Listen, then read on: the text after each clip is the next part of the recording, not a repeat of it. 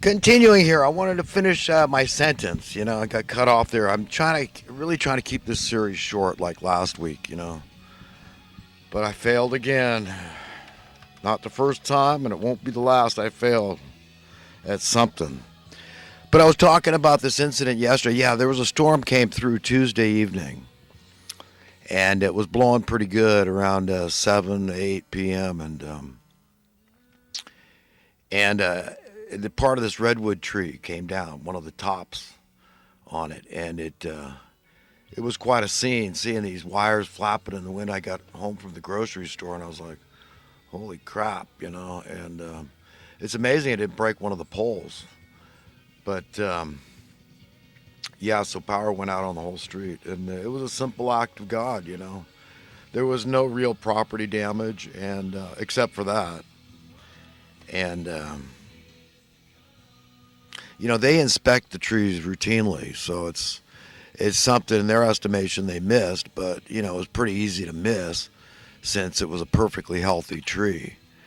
And they cut them. They try to contour the trees if they need to get them around the wires. But every plant and every tree has its own habit, what it likes to do. And the redwood tree likes a single spire going upward, as we all, the classic redwood tree is just one top. And when you top them, things don't always go the way you planned or you thought they would or wanted them to. And with palm trees, there's not a single true palm tree that you can cut the top off and it will regrow. They just don't. Once you lose the top, that's it. But they're pretty tough. For whatever reason, nature made them very tough in wind. You rarely see palm trees being knocked over. They can really withstand the wind, but they're a mess. A lot of them make a mess with dropping the dead leaves and the what they call the inflorescence, those giant, weird-looking stems of flowers. Actually, is what they are from the palm tree. But yeah, that was quite an incident. But when you lose power, when you're used to having power, the typical modern day creature comforts, it sure makes you appreciate having power so much more when you go a period without it. I mean, it's incredible. I mean, we could get used to not having electricity again, just like we did for thousands of years. I mean, you can imagine the value of an oil burning lamp. And I've got one. I think it's kind of cheaply made. I don't like the fact that it comes apart too easily. It unscrews you. The part you got to screw off and add oil to. That thing is, I mean, it's nice looking clear glass with a design on it. Can't remember, a flower, some sort on the etched into the glass. And it's a nice looking lamp, but you got to be really careful with those kind of things. Using an oil burning lamp indoors, you could have a badass fire pretty quick if you're not careful. People burning candles, not being careful, they just get distracted, and it's just something you can never be too safe when it comes to fire. That's something people around these parts they learned good and hard recently, as everybody knows about that big campfire. I mean, we had a whole bunch of fires in California. It's just ridiculous, but it's just natural disasters.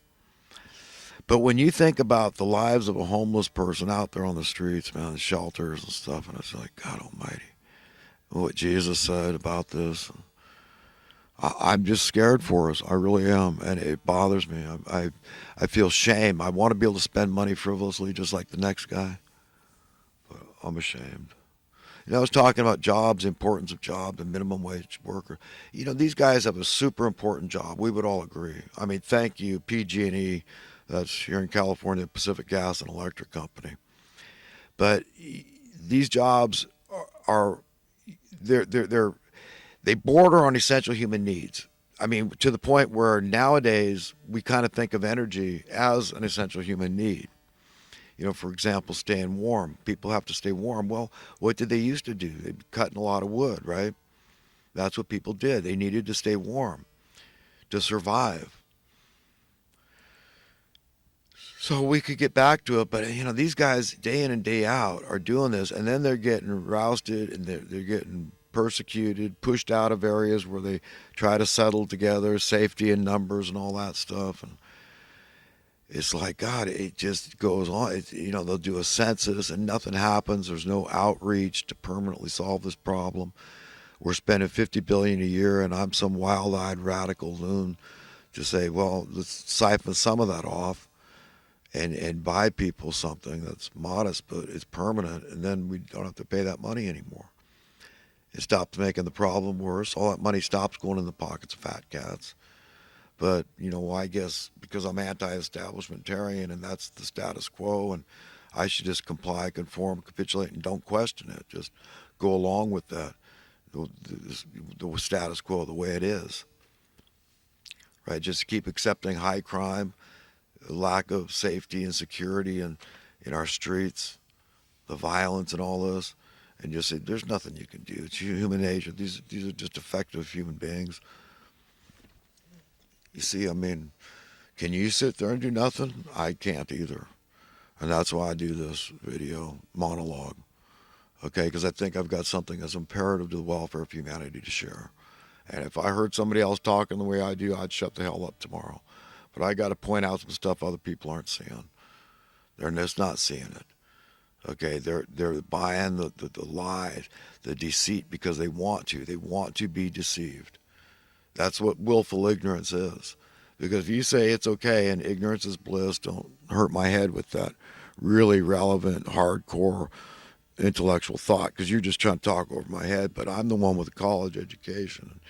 Don't, I know how it works. I know people because I'm a people. And you tap into the intelligence from on high. I mean, your owner, and it's just an infinite stream. So there's no limit on how smart you can get. But if you're deceiving yourself if you say it's okay to believe in an ignorance is bliss philosophy, and that other people's problems don't affect me. They're not my problems. Well, in fact, they are. If God says they are, and it's not a religious thing to believe in God, it's just a logical thing to believe in God.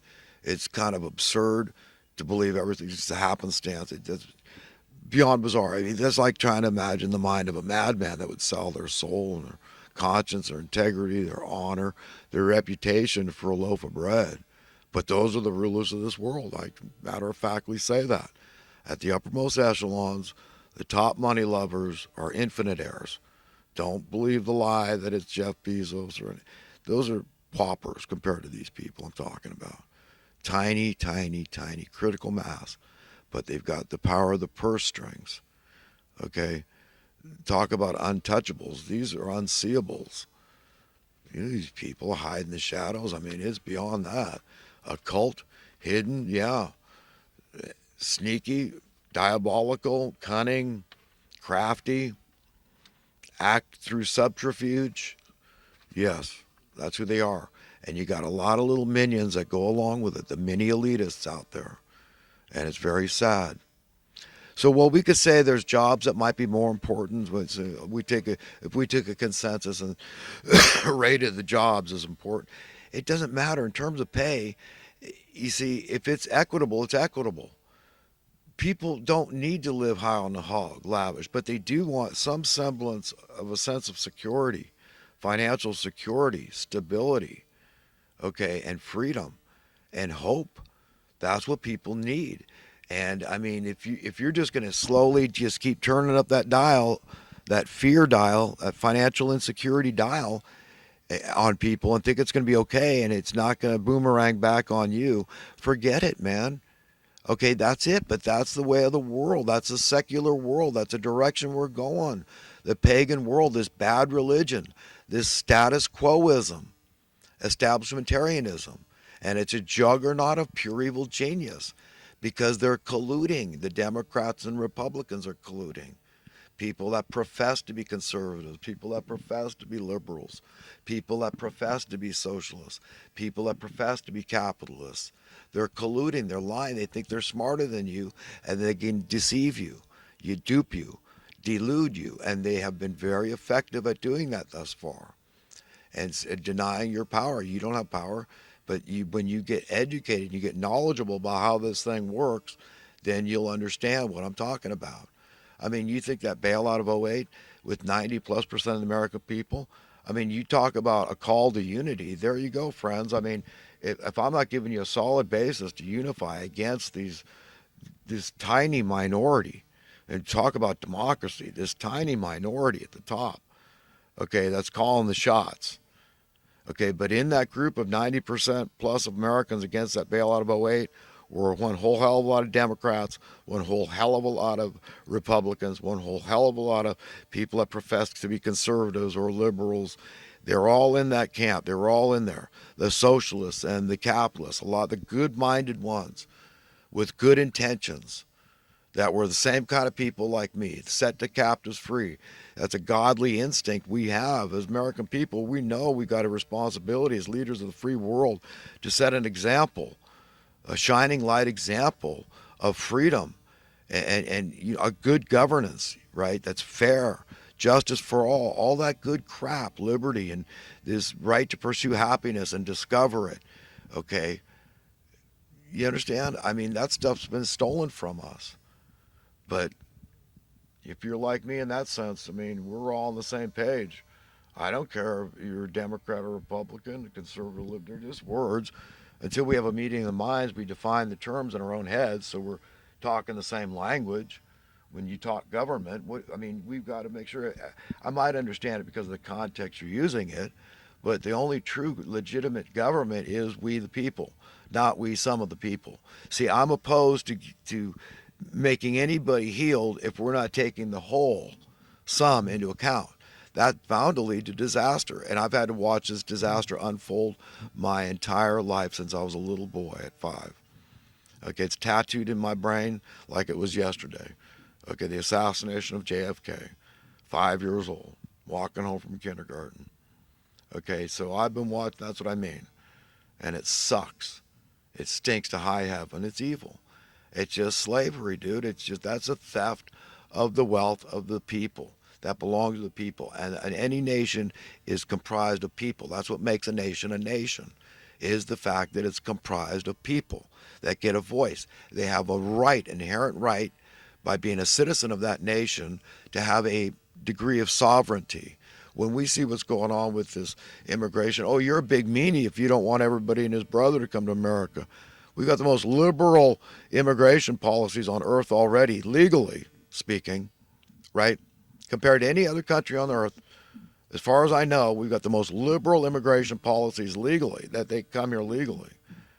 And yet, I'm a bad man, and we're going to start paying them. Now the state of California pays people to come here illegally. That's what the governor's doing here. So cat's out of the bag. I mean, can you imagine? It's like you got to obey this law and these law, all these other ones that we haven't okayed, but it's okay to break this one. You understand? And it's like I've got nowhere to run. You know, these people can have dual citizenship. They come here and it's great. They're heroes. Send down a few bucks and you know, and then they could be homeowners, live a middle class life someday. They got dreams and hopes that they could be realized. But if you're a native born American, just a regular Joe out there, you know, do they know it's gotten miserable? It's gotten hopeless. And when you take away people's hopes, you're taking away your own hopes at justice. Okay, when you stand before your maker and you want to justify that kind of behavior, that you can say that's okay, we're going to tolerate that. Okay, you understand where that's going to lead? The lawlessness. I mean, it's exposed. So who you're the arbiter, the sole unilateral arbiter of what laws that you pick and choose, which laws we follow. You're the judge, jury, and executioner in deciding these things arbitrarily. You understand? I mean, it's totally out of control, totally unfair, totally unfair. But then you look at the open immigration policy, and what about us having the highest coronavirus rate? You think it could have anything to do with that? Okay, I mean, I'm just saying, we're very much an international country. It's always been pretty much like that, hasn't it? But, you know, you see what this does.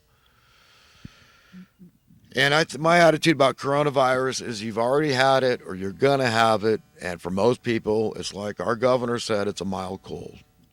I don't understand everything about that governor.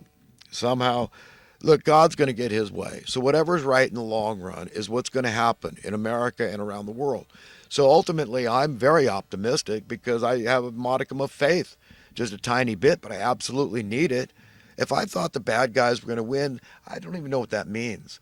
That means surrendering. You'd have to surrender and just say, okay, just murder me and take all my stuff because they don't need you anymore. They're useless feeders, but yet they bring people in. That keeps labor in its place. Okay, it serves two purposes, and it puts an artificial demand on stuff, particularly essential human needs, and in particular housing. Why would they want to do that when we're already got all these housing shortages? Look, there's no affordable housing available out there, and we got all the increasing homelessness and the need for shelters and all this.